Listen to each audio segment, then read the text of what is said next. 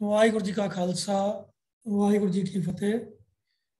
ਅੱਜ ਦੀ ਗੁਰਮਤਿ ਕਲਾਸ ਵਿੱਚ ਹਰ ਸੋਮਵਾਰ ਇਸ ਤਰ੍ਹਾਂ ਵੀਰ ਹਰਜੀਤ ਸਿੰਘ ਜੀ ਸਾਡੇ ਨਾਲ ਅਰਦਾਸ ਦੀ ਜੋ ਸਿੱਖ ਰਹਿਤ ਮਰਿਆਦਾ ਦੇ ਵਿੱਚ ਸ਼ਬਦਾਵਲੀ ਦਿੱਤੀ ਗਈ ਹੈ ਉਹਦੇ ਲਫ਼ਜ਼ਾਂ ਦੀ ਵਿਸਥਾਰ ਸਹਿਤ ਵਿਆਖਿਆ ਸਾਂਝੀ ਕਰਦੇ ਹਨ। ਪਿਛਲੇ ਹਫਤੇ ਉਹਨਾਂ ਨੇ ਪੰਥ ਕੀ ਜੀਤ ਦਾ ਜੋ ਫਰੇਜ਼ ਹੈ ਉਹਦੀ ਵਿਆਖਿਆ ਸਾਡੇ ਨਾਲ ਸਾਂਝੀ ਕੀਤੀ ਸੀ। ਉਸ ਤੋਂ ਅੱਗੇ ਅੱਜ ਦੀ ਵਿਚਾਰ ਕਰਨਗੇ। ਸੋ ਉਹਨਾਂ ਨੂੰ ਬੇਨਤੀ ਹੈ ਜੀ ਅੱਜ ਦੀ ਵਿਚਾਰ ਆਰੰਭ ਕਰਨ। ਵਾਹਿਗੁਰੂ ਜੀ ਕਾ ਖਾਲਸਾ ਵਾਹਿਗੁਰੂ ਜੀ ਕੀ ਫਤਿਹ। ਵਾਹਿਗੁਰੂ ਸਾਹਿਬ ਜੀਓ। ਇੱਕ ਓੰਕਾਰ ਸਤਨਾਮ ਕਰਤਾ ਪੁਰਖ ਨਿਰਭਉ ਨਿਰਵੈਰ ਅਕਾਲ ਮੂਰਤ ਅਜੂਨੀ ਸੈਭੰ ਗੁਰ ਪ੍ਰਸਾਦ। ਵਾਹਿਗੁਰੂ ਵਾਹਿਗੁਰੂ ਵਾਹਿਗੁਰੂ ਵਾਹਿਗੁਰੂ ਵਾਹਿਗੁਰੂ ਵਾਹਿਗੁਰੂ ਵਾਹਿਗੁਰੂ। ਸਨਮਾਨਯੋਗ ਗੁਰੂ ਸਵਾਰਿਓ, ਗੁਰੂ ਫਤਿਹ ਦੀ ਸਾਂਝ ਕਰੀਏ ਜੀ। ਵਾਹਿਗੁਰੂ ਜੀ ਕਾ ਖਾਲਸਾ ਵਾਹਿਗੁਰੂ ਜੀ ਕੀ ਫਤਿਹ। ਅੱਜ ਦਾ ਸਾਡਾ ਵਿਸ਼ਾ ਅਰਦਾਸ ਵਿੱਚ ਆਈ ਹੋਈ ਸ਼ਬਦਾਵਲੀ ਦੀ ਵਿਚਾਰ ਹੈ, ਜੋ ਅਸੀਂ ਲਗਾਤਾਰ ਪਿਛਲੇ ਕਾਫੀ ਹਫ਼ਤਿਆਂ ਤੋਂ ਇਹ ਵਿਚਾਰ ਕਰਦੇ ਆ ਰਹੇ।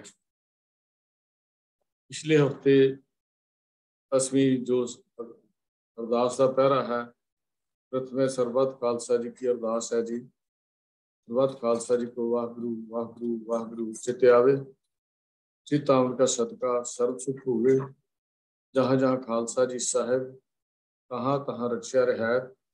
देख देख फतेह बिरद की पैज पंथ की जीत।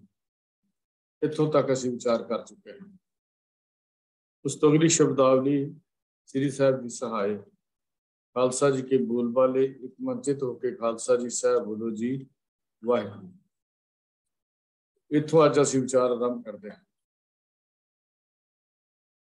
श्री साहब सिख शब्दावली विच लफ्ज़ बहुत भाषा विच वरत्या गया है, बहुत अर्थां विच वरत्या गया है।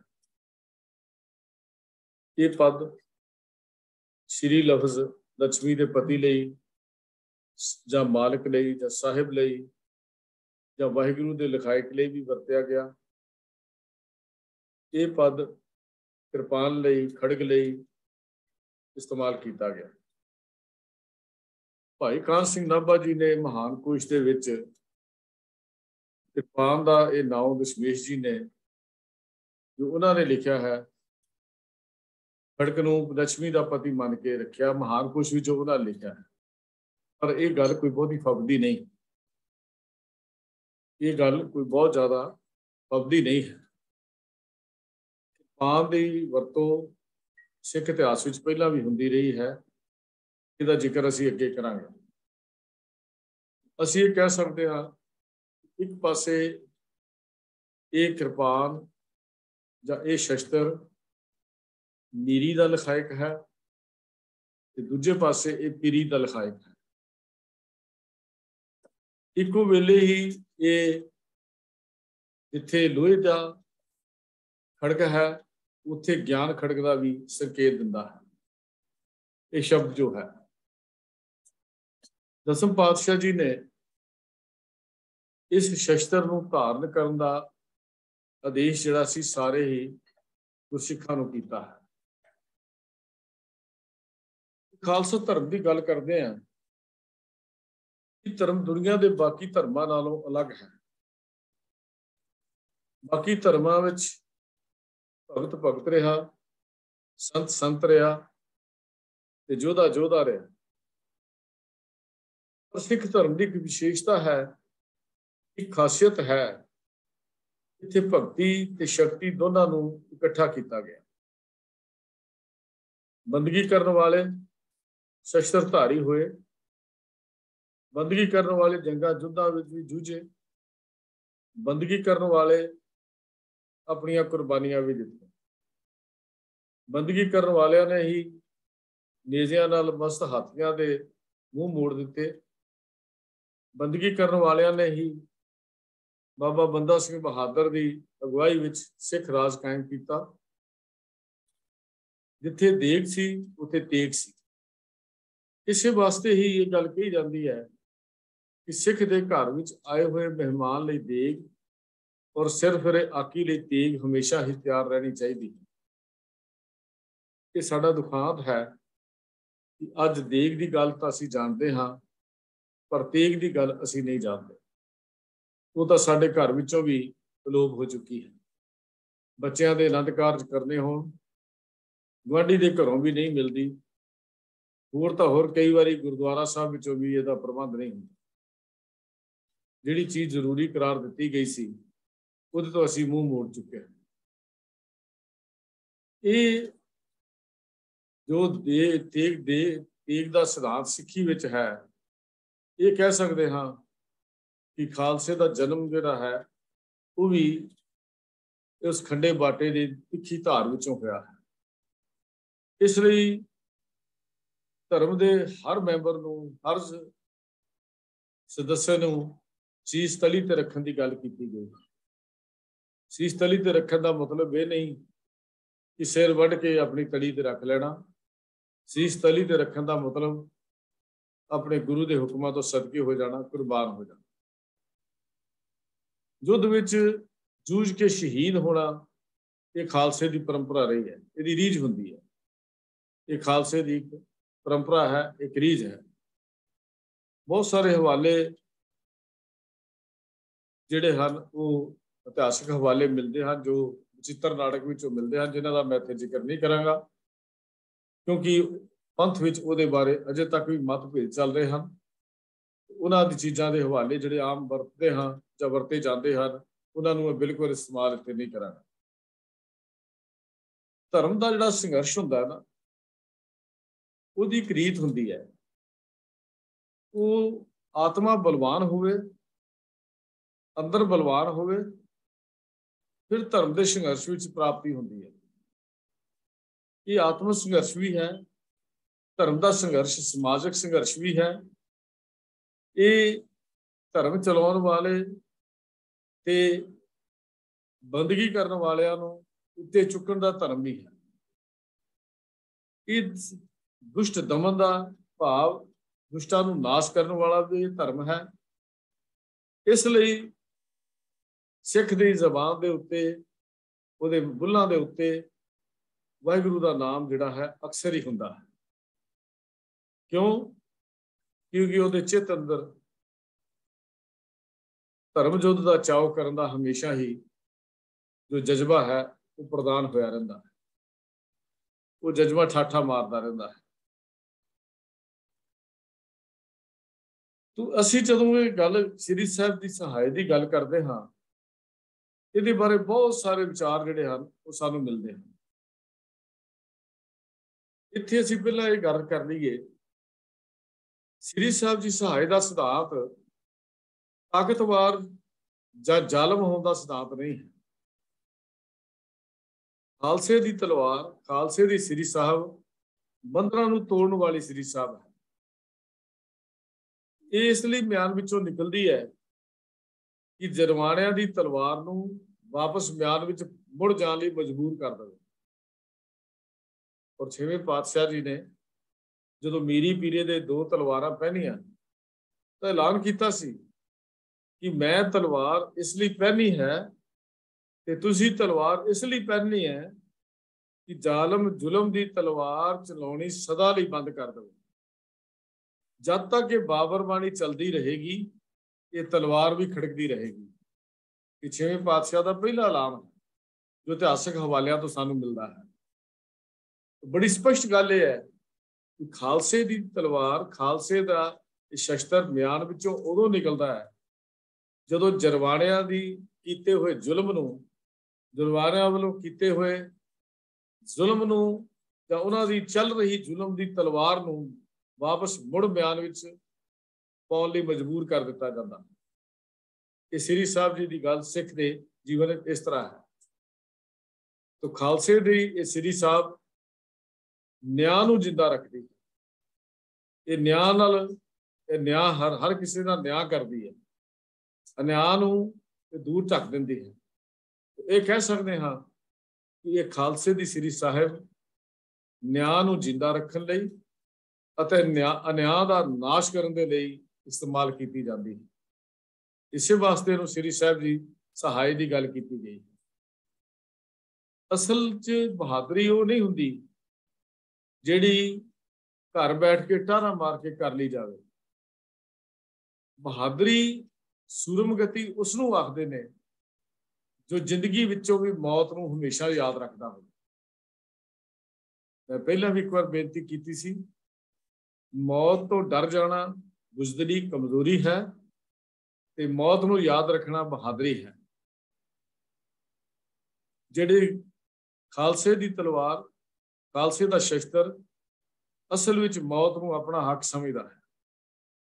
पर जेकर जिंदगी मौत नालों भी माड़ी हो गई, जे जिंदगी मौत नालों भी माड़ी हो गई, जरा ख्याल करके देखो मैं लफ्ज जो इस्तेमाल कर रहा हूं, जिहड़ी जिंदगी मौत नालों भी माड़ी है, खालसा उस जिंदगी की कभी हामी नहीं भरता, क्योंकि ये जिउंदियां दा धर्म है। ये मरिया होया दा धर्म नहीं, मरिया होइयां उन्हां जीवन वालियां दा धर्म नहीं जिन्हां दी आत्मा वेले दे हाकमां दे जुल्मां दे अंदर दब के मर चुकी है। उन्हां दा धर्म नहीं है। ये अंदर जिउंदे रहन वालियां दा साहस पैदा करन दा धर्म है। ये शस्त्र अंदर जिउंदे रखण दी हिम्मत पैदा करता है। दूजे पासे भी कह सकता हाँ कि श्री साहब सहाय दा मतलब श्री साहब की सहायता का मतलब पंथ की जीत का भी एक संकल्प है। पंथ की जित की एक बुनियाद है। ये राज करेगा खालसा का आधार है। जो शब्द असी वरतते हाँ, राज करेगा खालसा उसका आधार है। इतिहास के एक जिक्र आता है, दीना बेग ने जस्सा सिंह नूं पत्र लिखिया जिस विच खालसे नाल सुलह की पेशकश की गई। उन्हें क्या सिखा नूं लड़ाई का राह त्याग के समझौते की गल करनी चाहिए है। लड़ाई का रस्ता सिखां दे लई बड़ा नुकसानदायक साबित होगा। तुहानूं सुलह सफाई का राह अख्तियार करना चाहिए है। इस पत्र दे विच अदीना बेग ने, जलंधर का सूबेदार अदीना बेग सी और खालसे का जरनैल जस्सा सिंह आहलूवालिया सी। जदों अदीना बेग ने कोई पेश ना चली तो उन्हें एक चाल खेडी, समझौते की सुलह की चिट्ठी अदीना बेग ने जस्सा सिंह आहलूवालिया वाल लिखी। कमाल का उत्तर सी, दिल्ली की अधीनगी खालसा किसी तरह भी मनन नूं तैयार नहीं। जिहड़ा पहला जवाब लिखिया सी उहदे च जस्सा सिंह आहलूवालिया ने, दिल्ली की अधीनगी खालसा किसी तरह भी मनन लई तैयार नहीं। सिख उस तरह किरपान के जोर नाल राज स्थापित करनगे जिस तरह तलवार के जोर नाल मुगलों ने हिंदुस्तान विच अपना राज कायम किया सी। अगों ने लिखा, तेरी ते मेरी मुलाकात जंग के मैदान विच होवेगी। उत्थे जो हथियार चलणगे वो तेरियां ते मेरियां दिली गल्लां होणगियां। अज जदों असीं तलवार की मुठ नूं हथ पाया है तो तैनूं समझौते दीयां गल्लां याद आ गईयां हैं। ये तलवार जदों मैदान जंग में चलेगी उहदे विचों फिर समझौते का रस्ता निकलेगा। फिर उहदे अगे लिखिया, तू ये गल लिखी है कोई राज भाग लै लो, बंदोबस्त कर लो। अदीना बेग जिस दे लेख विच राज भाग कलगीधर पातशाह ने लिखिया होया होवे वो तेरे वर्गे मंगते कोलों मंग के क्यों लवे। यह है जुरत खालसे दी। यह है खालसे का विरसा, श्री साहब का सहाय का विरसा जिसनूं श्री साहब ते मान सी उस खालसे नूं। पर मैं तो हैरान हाँ, अज श्री साहब के वारसां ਜਿਹੜੇ ਇਸ ਸ੍ਰੀ ਸਾਹਿਬ ਦੇ ਸੰਘਰਸ਼ ਵਿੱਚੋਂ ਪਾਰਟੀਆਂ ਪੈਦਾ ਹੋਈਆਂ 100 ਸਾਲ ਦੇ ਇਤਿਹਾਸ ਵਿੱਚ ਉਹਨਾਂ ਦੇ ਪ੍ਰਧਾਨ ਅੱਜ ਸ੍ਰੀ ਸਾਹਿਬ ਵੀ ਭੁੱਲ ਗਏ। ਉਹਨਾਂ ਦੇ ਗਲਾਂ 'ਚ ਵੀ ਲੱਥ ਗਈਆਂ, ਹੱਥ ਵਿੱਚ ਹੋਣੀ ਤਾਂ ਇੱਕ ਦੂਰ ਦੀ ਗੱਲ ਸੀ।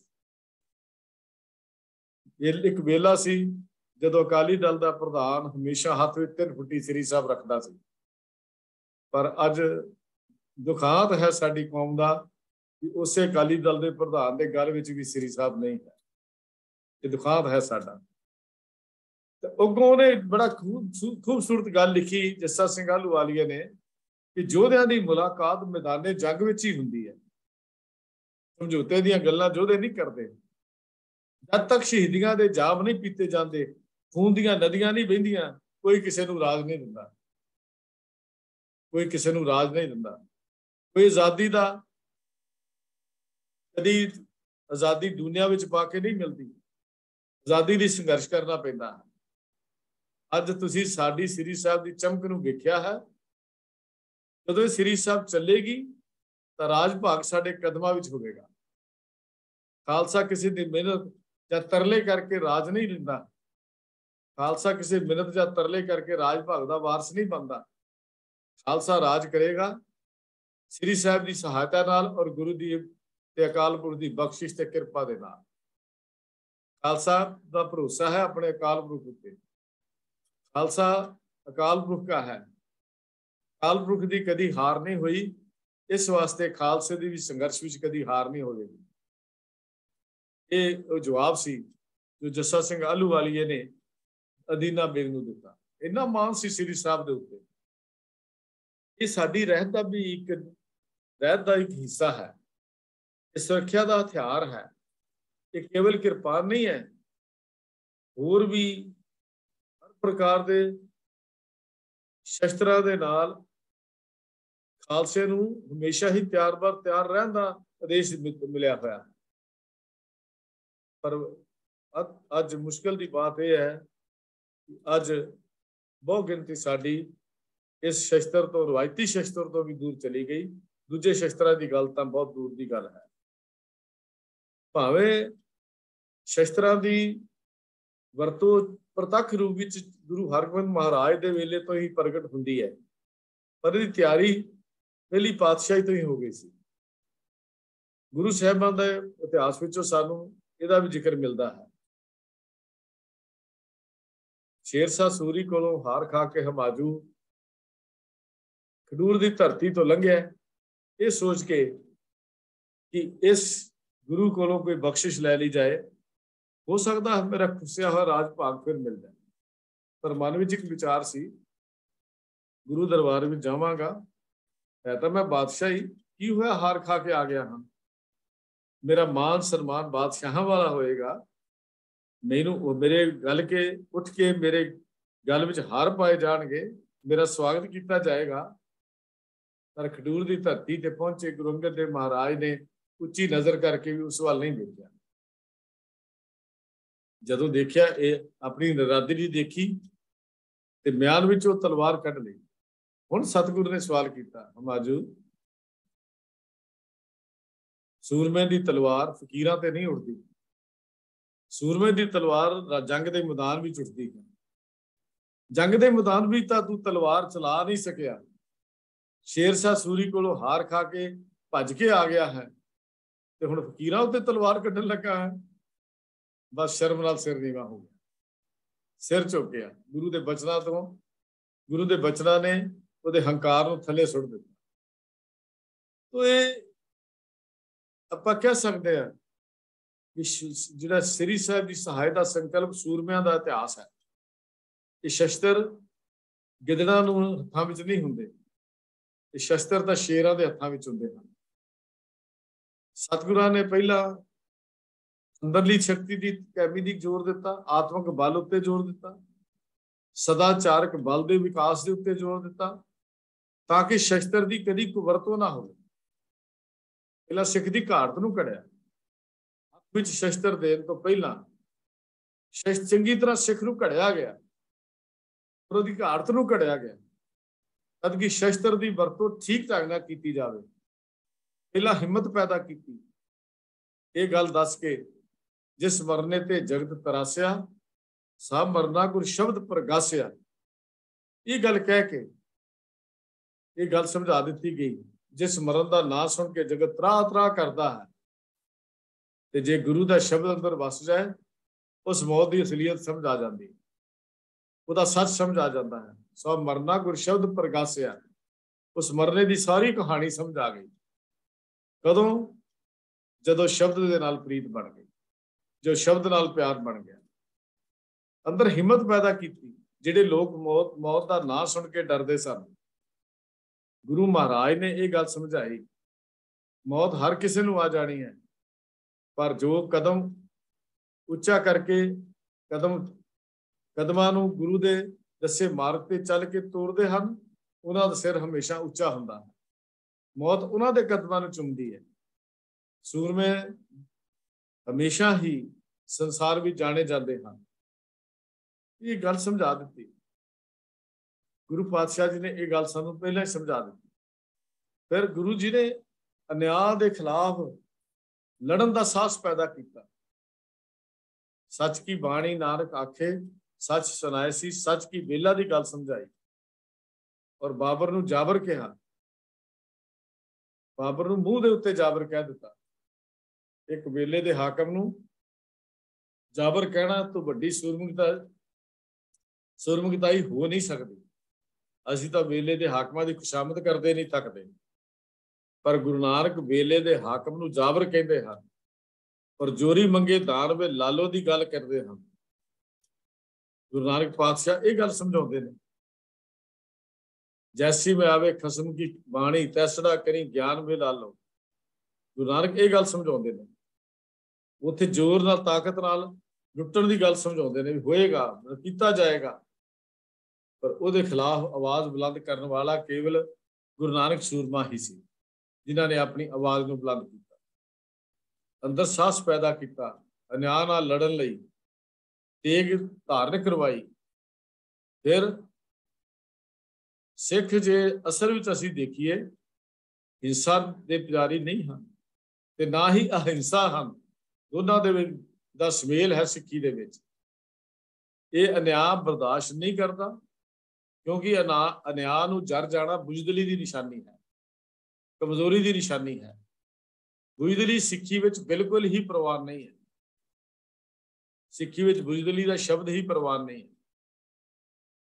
पर सिक्खी विच यह भी गल समझाई गई है कि जदों प्यार दे सारे हीले, सारे वसीले नाकाम हो जान, तो फिर तलवार सूतन का हक सिखा नूं गुरु पातशाह ने बख्शिश किया है। जदों शांति के सारे हथियार खत्म हो जान, फिर सूरमे का हाथ तलवार की मुठ ते पै जाना चाहिए। वही कारण सी सतगुरु गुरु अर्जन देव महाराज की शहादत तो बाद सानू अकाल तख्त मिलिया, और सतगुरु गुरु तेग बहादुर साहब की शहादत तो बाद सानू अकाल तख्त का वारस खालसा मिलिया। शहादतां विचों भी सानू कुछ मिलिया है। गुरु तेग बहादुर साहब की शहादत को असीं देखते हैं, जे गुरु अर्जन देव महाराज की शहादत नूं देखते हैं, 4 जंगां इतिहास विच आउंदियां हन, और पहली जंग भी 13 सिख शहीद हुए हैं। सब तो पहले शहीद का नाम भाई मोहन जी लिखा गया है, जो इतिहास में जिक्र आता है।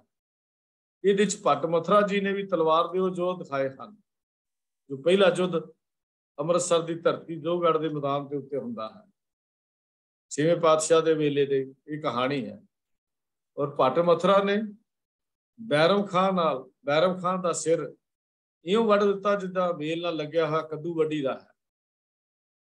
ये तलवार के जोर सन जिहड़े सिक्खी ने गुरु नानक पातशाह तो सीखने शुरू कर दिते सन।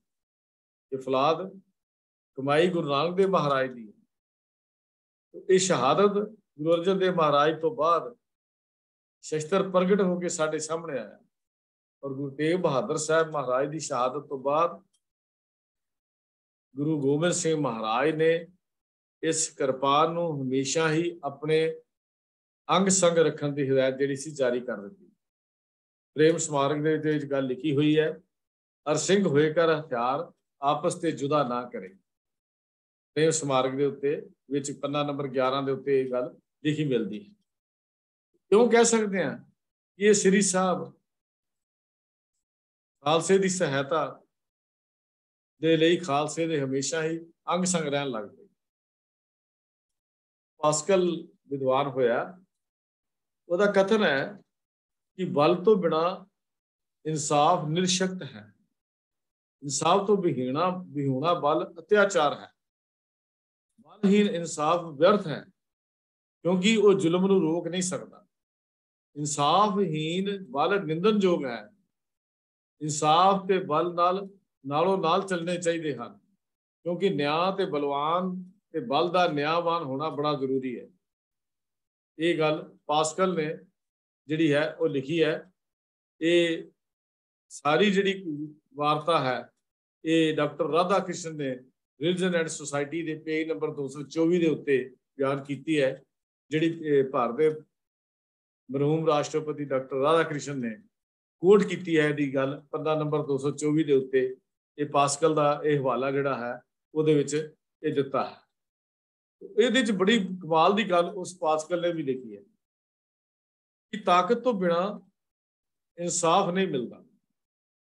इंसाफ तो भी होना बल अत्याचारी हो जाता है। जे इंसाफ नहीं तो ताकत अत्याचार होएगी, सवा सवा मन के जनेऊ लाए जाएंगे। फिर साहिबजादियां नूं शहीद किया जाएगा। 7-9 साल के बच्चे भी नीहां विच चिण दिते जाणगे क्योंकि बल है, इंसाफ नहीं है। जिथे ताकत होएगी उत्थे इंसाफ ना होवे तो वह ताकत हमेशा अत्याचारी बन जाती है। वो फिर तलवार भी हमेशा दूजियां दा सिर लाउण लई चलदी है, जुल्म के खिलाफ नहीं चलती। वो तो अपने राज भाग नूं वड्डा करन दे लई चलदी है। जिवें अज आपां देखते हाँ रशिया ते दूजा जंग जिहड़ा हो रहा, इधर ख्याल करके देखो, ताकतवर दा गोले, ताकतवर दे बरूद, ताकतवर दीआं तोपां दूजे नूं खत्म करने लई चल रही हैं। वो न्याय लई नहीं चल रही, अपनी धौंस जमाउण लई चल रही हैं। इहो जिहा शस्त्र की वरतों सिक्खी ने प्रवान नहीं की। इहो जी शस्त्र की वरतों सिक्खी ने इजाजत नहीं दी। बिल्कुल वही गल कि इंसाफ तो विहूणा बल ताकत हमेशा अत्याचारी हो जाती है। जिस ताकत विच इंसाफ नहीं है वो गुरु घर विच प्रवान नहीं है। जिहड़ा ताकत तो विहूणा इंसाफ है उसकी भी कोई वैल्यू नहीं है, व्यर्थ है क्योंकि वो जुल्म नूं रोक ही नहीं सकता, जुल्म की आवाज़ नूं बंद कर ही नहीं सकता। इसे करके ये गल कही सी, जुल्म दे अगे सीस साडा ना झुकिया ना झुकना खाना, तेरियां रंबियां तेरियां 23 तलवारां पासों गोबिंद सिंह दा लहू अनखीला, ना मुकना ना सुकना खाना। ये छोटे छोटे बच्चों ने गल कह दी। गोबिंद सिंह दा लहू अनखीला है, इहदे विच अर्ख है, इहदे विच इंसाफ है, इहदे विच न्याय है। कलगीधर पातशाह दे इस न्याय दे दिते हुए ताकत ने ही उन्हां वेले दे हाकमां दे मूंह नूं मोड़ के रख दिता। ठीक है शहीदियां हुईयां, पर शहीदियां दे लगभग 8 साल 9 साल तो बाद ही उस सरहद की ट्रैट खड़का दी गई। उतों के बच्चों को शहीद करने वाले, जुल्म करने वाले नूं पैरों में रुलिया गया। जदों बंदा बहादुर ने यह गल सुनी सी, दास्तान सुनी कलगीधर पातशाह पासों उन्हां शहादतां दी, तां यह गल कह उठिया सी, अखियां च खून मेरे, दिल विच जनून है, सिर विच अज मेरे होर ही फनून है, जग विच रहेगी ना गल हुण उपरी, मैं पैरां हेठ रोलनी वजीर खां दी खोपड़ी, दिल विच वसा के तस्वीर खूनी कंध दी, मैं इट नाल इट खड़काउणी सरहंद दी। ये न्याय लई सी, ये जिहड़ी इट खड़की ये न्याय सी, उहदे कीतियां वधीकियां दी सजा सी, उन्हां कीतियां होए जुल्मां दा इंसाफ सी जो लिया बाबा बंदा सिंह बहादुर ने। सिख दी तलवार इंसाफ लई चलदी है, बेइंसाफी लई नहीं चलती, क्योंकि ਬੇਇਨਸਾਫੀ ਦੀ ਤਲਵਾਰ ਜਿਹੜੀ ਹੈ ਉਹ ਕਦੀ ਅਤਿਆਚਾਰ ਨੂੰ ਖਤਮ ਨਹੀਂ ਕਰ ਸਕਦੀ। ਇਨਸਾਫਹੀਨ ਤਾਕਤ ਜਿਹੜੀ ਹੈ ਉਹ ਨਿੰਦਣਯੋਗ ਹੈ। ਇਨਸਾਫ ਤੇ ਤਾਕਤ ਨਾਲ ਨਾਲ ਚੱਲਣੇ ਚਾਹੀਦੇ ਹਨ। ਜਿਵੇਂ ਅਸੀਂ ਕਹਿੰਦੇ ਹਾਂ ਸਾਡੇ ਫਰਜ਼ ਤੇ ਸਾਡੇ ਅਧਿਕਾਰ ਨਾਲ ਨਾਲ ਹੋਣੇ ਚਾਹੀਦੇ ਹਨ। ਜੇ ਸਾਨੂੰ ਡਿਊਟੀਜ਼ ਹਨ ਉਹਦਾ ਵੀ ਪਤਾ ਹੋਣਾ ਚਾਹੀਦਾ ਹੈ, ਤੇ ਜਿਹੜੇ ਸਾਡੇ ਰਾਈਟਸ ਹਨ ਉਹਦਾ ਵੀ ਪਤਾ ਹੋਣਾ ਚਾਹੀਦਾ ਹੈ। ਇਕੱਲੇ ਰਾਈਟਸ ਦੀ ਮੰਗ ਨਹੀਂ ਕਰਨੀ ਤੇ ਇਕੱਲੀ ਡਿਊਟੀਜ਼ ਦੇ ਨੂੰ ਭੁਗਤਾ ਲੈਣਾ। ਜੇ ਦੋਨਾਂ ਵਿੱਚ ਨਾਲ ਨਾਲ ਨਹੀਂ ਚੱਲਦੇ ਤਾਂ ਕਦੀ ਵੀ ਸਮਤੋਲ ਜ਼ਿੰਦਗੀ ਨਹੀਂ ਚੱਲ ਸਕੇਗੀ, ਵਿਗਾੜ ਪੈਦਾ ਹੋ ਜਾਏਗਾ। ਅਸੀਂ ਰਾਈਟਸ ਮੰਗਦੇ ਹਾਂ ਲੇਕਿਨ ਡਿਊਟੀਜ਼ ਪੂਰੀਆਂ ਕਰਨੀਆਂ ਅਸੀਂ ਆਪਣਾ ਫਰਜ਼ ਨਹੀਂ ਸਮਝਦੇ। ਆਪਣੇ ਫਰਜ਼ ਪੂਰੇ ਕਰਨ ਦੀ ਸਾਡੇ ਅੰਦਰ ਚਾਹ ਨਹੀਂ ਹੈ, ਪਰ ਅਧਿਕਾਰ ਮੰਗਣ ਦੀ, ਰਾਈਟਸ ਮੰਗਣ ਦੀ ਇੱਛਾ ਹਰ ਵੇਲੇ ਸਾਡੇ ਮਨ ਵਿੱਚ ਹੁੰਦੀ ਹੈ। ਪਰ ਗੁਰਮਤਿ ਦਾ ਅਸੂਲ ਨਹੀਂ ਹੈ। ਰਾਈਟਸ ਵੀ ਚਾਹੀਦੇ ਹਨ ਤਾਂ ਡਿਊਟੀਜ਼ ਵੀ ਪੂਰੀਆਂ ਕਰਨੀਆਂ ਪੈਣਗੀਆਂ। ਉਹ ਡਿਊਟੀਆਂ ਘਰ ਤੋਂ ਸ਼ੁਰੂ ਹੋ ਕੇ ਕੌਮ ਤੱਕ ਚੱਲਦੀਆਂ ਹਨ। ਕੌਮੀ ਡਿਊਟੀਆਂ ਵੀ ਸਾਨੂੰ ਪੂਰੀਆਂ ਕਰਨ ਦਾ ਹੱਕ ਜਿਹੜਾ ਹੈ ਗੁਰੂ ਨੇ ਆਦੇਸ਼ ਦਿੱਤਾ ਹੈ। ਸਿੱਖ ਦੀ ਸੋਚ ਕੇਵਲ ਪਰਿਵਾਰ ਤੱਕ ਸੀਮਿਤ ਨਹੀਂ, ਸਿੱਖ ਦੀ ਸੋਚ ਕੇਵਲ ਗਲੀ ਮੁਹੱਲੇ ਤੱਕ ਸੀਮਿਤ ਨਹੀਂ, ਸਿੱਖ ਦੀ ਸੋਚ ਕਿਸੇ ਦੇਸ਼ ਦੀਆਂ ਹੱਦਾਂ ਵਿੱਚ ਕੈਦ ਨਹੀਂ। ਸਿੱਖ ਦੀ ਸੋਚ ਆਜ਼ਾਦ ਹੈ ਔਰ ਦੁਨੀਆ ਦੇ ਹਰ ਸ਼ਖਸ ਤੱਕ ਇਨਸਾਫ ਦਿਵਾਉਣ ਦੇ ਲਈ ਇਹ ਸੋਚ ਜਿਹੜੀ ਹੈ ਜਾਂਦੀ ਹੈ। ਸਿੱਖ ਦੀ ਸੋਚ ਕਿਸੇ ਦੇਸ਼ਾਂ ਦੀਆਂ ਹੱਦਾਂ ਨੂੰ ਨਹੀਂ ਮੰਨਦੀ, ਕਿਉਂਕਿ ਸਿੱਖ ਦਾ ਇਨਸਾਫ ਜਿਹੜਾ ਹੈ ਉਹ ਦੇਸ਼ ਦੀਆਂ ਹੱਦਾਂ ਵਿੱਚ ਰਹਿ ਕੇ ਨਹੀਂ ਮੰਨਦਾ। ਇਸ ਵਾਸਤੇ ਨਿਆਂ ਦਾ ਬਲਵਾਨ ਹੋਣਾ ਅਤੇ ਬਲ ਦਾ ਨਿਆਂਵਾਨ ਹੋਣਾ ਇਹ ਬੜਾ ਜ਼ਰੂਰੀ ਹੈ, ਜਿਹੜੀ ਕੋਟ ਡਾਕਟਰ ਰਾਧਾ ਕ੍ਰਿਸ਼ਨ ਜੀ ਨੇ ਆਪਣੀ ਪੁਸਤਕ ਦੇ ਵਿੱਚ ਸਾਨੂੰ ਲਿਖ ਕੇ ਦਿੱਤੀ ਹੈ। ਬਿਲਕੁਲ ਇਸੇ ਤਰ੍ਹਾਂ ਹੀ ਨਿਆਂ ਤੇ ਤਾਕਤ ਦਾ ਐਸਾ ਸੁਮੇਲ ਗੁਰੂ ਦੇ ਖਾਲਸੇ ਨੇ ਸ੍ਰੀ ਸਾਹਿਬ ਦੀ ਵਰਤੋਂ ਰਾਹੀਂ ਕਰਕੇ ਅਮਲ ਵਿੱਚ ਲਿਆ ਕੇ ਦਿਖਾਇਆ। ਇਹੋ ਹੀ ਕਾਰਨ ਸੀ ਕਿ ਜਦ ਵੀ ਖਾਲਸੇ ਦੀ ਇਹ ਤੇਗ ਚੱਲਦੀ ਹੈ, ਇਹ ਦੀਨ ਦਰਦਮੰਦਾਂ ਦੀ ਰਾਖੀ ਲਈ ਤੇ ਦੁਸ਼ਟਾਂ ਦੇ ਵਿਨਾਸ਼ ਲਈ, ਨਿਆਂ ਦੀ ਸਥਾਪਨਾ ਕਰਨ ਦੇ ਲਈ, ਧਰਮ ਦੀ ਪ੍ਰਫੁੱਲਤਾ ਕਰਨ ਦੇ ਲਈ ਉੱਠੀ ਹੈ। ਇਸ ਸਿਧਾਂਤ ਵਿੱਚੋਂ ਜਦੋਂ ਖਾਲਸੇ ਦੀ ਤੇਗ ਦਰਦਮੰਦਾਂ ਤੇ ਦੀਨਾਂ ਦੀ ਰਾਖੀ ਲਈ ਉੱਠਦੀ ਹੈ, ਦੁਸ਼ਟਾਂ ਦਾ ਨਾਸ਼ ਕਰਨ ਲਈ ਉੱਠਦੀ ਹੈ, ਨਿਆਂ ਨੂੰ ਸਥਾਪਨ ਕਰਨ ਲਈ ਉੱਠਦੀ ਹੈ, ਧਰਮ ਨੂੰ ਫੈਲਾਉਣ ਲਈ ਉੱਠਦੀ ਹੈ, ਤੇ ਫਿਰ ਅਕਾਲ ਪੁਰਖ ਆਪ ਅੰਗ ਸੰਗ ਹੋ ਕੇ ਉਹਦੇ ਪੱਖ ਵਿੱਚ ਖੜਾ ਹੁੰਦਾ ਹੈ। ਤਿੰਨ ਚੁੱਕੀ ਮੁਹਤਾਜੀ ਲੋਗਣ ਕੀ, ਹਰ ਪ੍ਰਭ ਅੰਗ ਕਰ ਬੈਠਾ ਪਾਸ। ਜਿਹਦੇ ਅੰਗ ਵਿੱਚ ਜਿਹੜੇ ਨਾਲ ਗੁਰੂ ਖੜਾ ਹੋ ਜਾਏ ਉਹਨੂੰ ਲੋਕਾਂ ਦੀ ਮੁਹਤਾਜੀ ਨਹੀਂ ਹੁੰਦੀ। ਲੋਕਾਂ ਦੀ ਮੁਹਤਾਜੀ ਉਹ ਕਰਦਾ ਹੈ ਜਿਹੜਾ ਗੁਰੂ ਤੋਂ ਦੂਰ ਚਲਾ ਜਾਂਦਾ ਹੈ। ਜਿਹੜਾ ਗੁਰੂ ਦੇ ਪੱਖ ਵਿੱਚ ਖੜਾ ਹੋ ਜਾਏ, ਜਿਹੜਾ ਗੁਰੂ ਦੇ ਨਾਲ ਖੜਾ ਹੋ ਜਾਏ, ਉਹ ਫਿਰ ਕਿਸੇ ਦੀ ਮੁਹਤਾਜੀ ਨਹੀਂ ਕਰਦਾ, ਉਹ ਕਿਸੇ ਦੀ ਕਾਨ ਵੀ ਨਹੀਂ ਚੱਲਦਾ, ਕਿਸੇ ਦੀ ਗੁਲਾਮੀ ਵੀ ਸਵੀਕਾਰ ਨਹੀਂ ਕਰਦਾ। ਕਿਉਂ ਗੁਰੂ ਉਹਦੇ ਨਾਲ ਹੈ। ਉਹਨੂੰ ਸਮਝ ਆ ਗਈ ਹੈ, ਜਾਂ ਤੂੰ ਮੇਰੇ ਵੱਲ ਹੈ ਤਾਂ ਕਿਆ ਹਮ ਮੁਛੰਦਾ, ਤੂੰ ਸਭ ਕੁਛ ਮੈਨੂੰ ਸੌਂਪਿਆ, ਜਾਂ ਤੇਰਾ ਬੰਦਾ ਬਣਨਾ ਸਿੱਖ ਲਿਆ ਹੈ। ਜਦੋਂ ਸਿੱਖ ਨੇ ਸੱਚਮੁੱਚ ਬੰਦਾ ਬਣਨਾ ਸਿੱਖ ਲਿਆ, ਫਿਰ ਬੰਦਾ ਬਣ ਕੇ ਜਦੋਂ ਤੇਗ ਉੱਠੇਗੀ ਖਾਲਸੇ ਦੀ, ਉਹਨੂੰ ਸ੍ਰੀ ਸਾਹਿਬ ਕਿਹਾ ਜਾਂਦਾ ਹੈ। ਉਹ ਸ੍ਰੀ ਸਾਹਿਬ ਦੀ ਸਹਾਇ ਦੀ ਗੱਲ ਕੀਤੀ ਜਾਂਦੀ ਹੈ। ਖਾਲਸੇ ਦੀ ਸ੍ਰੀ ਸਾਹਿਬ ਕਦੀ ਵੀ ਕਵਰਤੋਂ ਨਹੀਂ ਕਰਦੀ। ਇਹ ਹਮੇਸ਼ਾ ਹੀ ਇਹਦੀ ਵਰਤੋਂ ਸਟੱਜੀ ਕੀਤੀ ਜਾਂਦੀ ਹੈ। ਇੱਕ ਸ੍ਰੀ ਸਾਹਿਬ ਗਾਤਰੇ ਵਿੱਚ ਰੱਖੀ, ਇਸ ਨੂੰ ਧਾਰਨ ਕਰਨ ਦੇ ਹੱਕ ਦੀ ਵੀ, ਧਾਰਮਿਕ ਹੱਕ ਦੀ ਆਪਣੀ ਰਾਖੀ ਵੀ ਖਾਲਸੇ ਨੇ ਕੀਤੀ। ਸ੍ਰੀ ਸਾਹਿਬ ਖਾਲਸੇ ਦੀ ਰਹਿਤ ਦਾ ਇੱਕ ਹਿੱਸਾ ਹੈ। ਬਹੁਤ ਸਾਰੇ ਦੇਸ਼ਾਂ ਵਿੱਚ ਪਾਬੰਦੀਆਂ ਵੀ ਲੱਗੀਆਂ, ਆਜ਼ਾਦ ਭਾਰਤ ਵਿੱਚ ਵੀ ਇਸ ਤੇ ਪਾਬੰਦੀ ਲਾਈ ਗਈ, ਪਰ ਸਿੱਖ ਨੇ ਕਦੀ ਇਸ ਪਾਬੰਦੀਆਂ ਨੂੰ ਬਰਦਾਸ਼ਤ ਨਹੀਂ ਕੀਤਾ। ਇਹਨਾਂ ਪਾਬੰਦੀਆਂ ਦੇ ਖਿਲਾਫ ਵੀ ਜਦੋਜਹਿਦ ਹੋਈ, ਪਾਬੰਦੀਆਂ ਦੇ ਖਿਲਾਫ ਵੀ ਜਦੋਜਹਿਦ ਚੱਲਦੀ ਰਹੀ। ਇਹ ਕਹਿ ਸਕਦੇ ਹਾਂ ਕਿ ਸ੍ਰੀ ਸਾਹਿਬ ਦੀ ਦਾਤ ਇੱਕ ਸੂਰਬੀਰਤਾ ਦੀ, ਬਹਾਦਰੀ ਦੀ ਦਾਤ ਹੈ, ਇੱਕ ਅਣਖ ਦੀ ਦਾਤ ਹੈ, ਇੱਕ ਆਜ਼ਾਦੀ ਦੀ ਦਾਤ ਹੈ। ਇਸ ਨਾਲ ਸਾਡਾ ਜਨਮ ਹੋਇਆ ਹੈ, ਇਹ ਇਸੇ ਦੀ ਸਾਨੂੰ ਰਹਿਤ ਮਿਲੀ ਹੈ। ਇਸ ਦੀ ਉਪਾਸਨਾ, ਭਾਵ ਉਪਾਸਨਾ ਦਾ ਮਤਲਬ ਬੰਦਗੀ ਨਹੀਂ ਹੈ, ਭਾਵ ਇਸ ਦੀ ਵਰਤੋਂ, ਇਸ ਦੀ ਸਹਾਇਤਾ ਲਈ ਅਸੀਂ ਰੋਜ਼ ਅਰਦਾਸ ਵਿੱਚ ਇਹ ਮੰਗ ਕਰਦੇ ਹਾਂ, ਸ੍ਰੀ ਸਾਹਿਬ ਜੀ ਸਹਾਇ। ਕਿਉਂ? ਕਿਉਂਕਿ ਇਹ ਸਾਡੀ ਸੂਰਬੀਰਤਾ ਦੀ ਇੱਕ ਨਿਸ਼ਾਨੀ ਹੈ, ਸਾਡੀ ਅਰਖ ਦਾ ਇੱਕ ਸ਼ੋਲਾ ਹੈ, ਇਹ ਸਾਡੀ ਆਜ਼ਾਦੀ ਦਾ ਪ੍ਰਤੀਕ ਹੈ ਔਰ ਇਹ ਸਾਡੇ ਰਹਿਤ ਦਾ ਇੱਕ ਹਿੱਸਾ ਹੈ, ਇਹ ਰਖਿਆ ਰਹਿਤ ਹੈ, ਇਹ ਗੁਰੂ ਦੇ ਹੁਕਮ ਵਿੱਚ ਰਹਿਤ ਦੀ ਨਿਸ਼ਾਨੀ ਹੈ।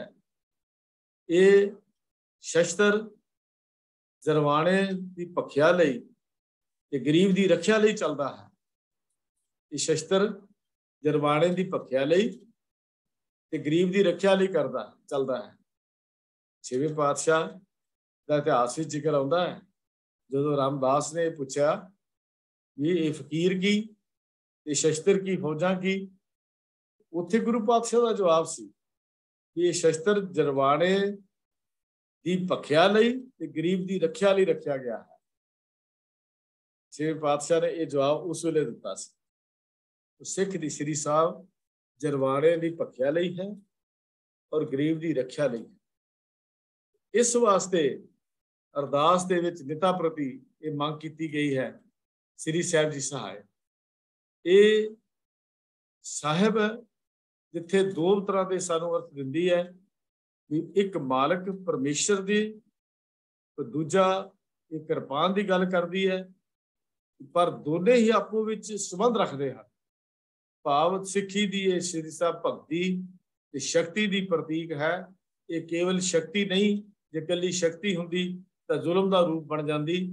ਇਹ ਕਿਉਂਕਿ ਇਹਦੇ ਵਿੱਚ ਬੰਦਗੀ ਹੈ, ਇਹਦੇ ਵਿੱਚ ਭਗਤੀ ਹੈ, ਇਹਦੇ ਵਿੱਚ ਸ਼ਕਤੀ ਕੇਵਲ ਤਾਂ ਕੇਵਲ ਦੁਨਿਆਵੀ ਸ਼ਕਤੀਆਂ ਵਾਂਗੂ ਨਹੀਂ ਹੈ। ਇਸ ਸ੍ਰੀ ਸਾਹਿਬ ਦੇ ਵਿੱਚ ਖਾਲਸੇ ਦੀ ਵਡਿਆਈ ਹੈ, ਖਾਲਸੇ ਦਾ ਮਾਨਮੱਤਾ ਇਤਿਹਾਸ ਹੈ। ਇਸ ਸ੍ਰੀ ਸਾਹਿਬ ਦੇ ਨਾਲ ਹੀ ਖਾਲਸਾ ਜੀ ਦੇ ਬੋਲ ਬਾਲੇ ਹੁੰਦੇ ਹਨ। ਇਸ ਵਾਸਤੇ ਪੰਥ ਕੀ ਜੀਤ ਆਪਸ ਵਿੱਚ ਫੁੱਟ ਪਾ ਕੇ ਨਹੀਂ ਹੁੰਦੀ, ਪੰਥ ਕੀ ਜੀਤ ਫਤਿਹ ਦੀ ਸਾਂਝ ਕਰਕੇ ਹੁੰਦੀ ਹੈ। ਇਹ ਆਪਸ ਵਿੱਚ ਇੱਕ ਮਿਕ ਕਰਕੇ ਹੁੰਦੀ ਹੈ। ਪੰਥ ਦੀ ਜੀਤ ਸ੍ਰੀ ਸਾਹਿਬ ਦੀ ਸਹਾਇ ਦੇ ਨਾਲ ਜਾਚਨਾ ਕਰਕੇ ਹੁੰਦੀ ਹੈ। ਪੰਥ ਦੀ ਜੀਤ ਲਈ ਇਹ ਕੇਵਲ ਤਾਂ ਕੇਵਲ ਲਫ਼ਜ਼ੀ ਅਰਥ ਨਹੀਂ ਹਨ। ਪੰਥ ਦੀ ਜੀਤ ਹਮੇਸ਼ਾ ਝੂਲਤੇ ਨਿਸ਼ਾਨ ਰਹੇ ਪੰਥ ਮਹਾਰਾਜਗੇ ਦਾ ਜਿਹੜਾ ਸਾਡਾ ਸੁਪਨਾ ਹੈ, ਉਹ ਸ੍ਰੀ ਸਾਹਿਬ ਜੀ ਸਹਾਇ ਦੇ ਵਿੱਚੋਂ ਹੀ ਜਨਮ ਲੈਂਦਾ ਹੈ ਔਰ ਸ੍ਰੀ ਸਾਹਿਬ ਜੀ ਦੇ ਸਹਾਇ ਦੇ ਵਿੱਚੋਂ ਹੀ ਉਹ ਸੁਪਨਾ ਪੂਰਾ ਹੋ ਸਕਦਾ ਹੈ। ਇਹ ਸ੍ਰੀ ਸਾਹਿਬ ਸਾਡੀ ਰਹਿਤ ਦਾ ਹਿੱਸਾ ਹੈ, ਸਾਡੇ ਸੱਭਿਆਚਾਰ ਦਾ ਹਿੱਸਾ ਹੈ, ਸਾਡੀ ਸ਼ਕਤੀ ਦਾ ਹਿੱਸਾ ਹੈ, ਸਾਡੇ ਗੌਰਵ ਦਾ ਹਿੱਸਾ ਹੈ। ਇਸੇ ਵਾਸਤੇ ਅਰਦਾਸ ਵਿੱਚ ਲਫ਼ਜ਼ ਜੇ ਇਸਤੇਮਾਲ ਕੀਤਾ ਗਿਆ, ਸ੍ਰੀ ਸਾਹਿਬ ਜੀ ਸਹਾਇ। ਗੁਰੂ ਕਿਰਪਾ ਕਰੇ ਸਾਨੂੰ ਵੀ ਸ੍ਰੀ ਸਾਹਿਬ ਦੇ ਇਤਿਹਾਸ ਬਾਰੇ ਕੁਝ ਜਾਣਕਾਰੀ ਮਿਲ ਜਾਏ ਔਰ ਅਸੀਂ ਵੀ ਭਗਤੀ ਤੇ ਸ਼ਕਤੀ ਦੇ ਵਿੱਚ ਪੂਰੇ ਹੋ ਕੇ, ਰਹਿਤ ਵੈਤ ਦੇ ਧਾਰਨੀ ਹੋ ਕੇ ਗੁਰੂ ਅੱਗੋਂ ਮੰਗ ਰੋਜ਼ ਮੰਗ ਕਰਨ ਦੇ ਯੋਗ ਹੋ ਜਾਈਏ। ਪੰਥ ਕੀ ਜੀਤ ਸ੍ਰੀ ਸਾਹਿਬ ਜੀ ਸਹਾਇ। ਫਿਰ ਅਗਲੇ ਹਫ਼ਤੇ ਅਸੀਂ ਖਾਲਸਾ ਜੀ ਕੇ ਬੋਲ ਬਾਲਿਆਂ ਦੀ ਗੱਲ ਕਰਾਂਗੇ। ਹੋਈਆਂ ਭੁੱਲਾਂ ਚੁੱਕਾਂ ਦੀ ਆਪ ਪਾਸੋਂ ਖਿਮਾ ਮੰਗ ਰਿਹਾ ਹਾਂ। ਪਿਆਰ ਸਤਿ ਦੀ ਸਾਂਝ ਕਰੋ। ਵਾਹਿਗੁਰੂ ਜੀ ਕਾ ਖਾਲਸਾ, ਵਾਹਿਗੁਰੂ ਜੀ ਕੀ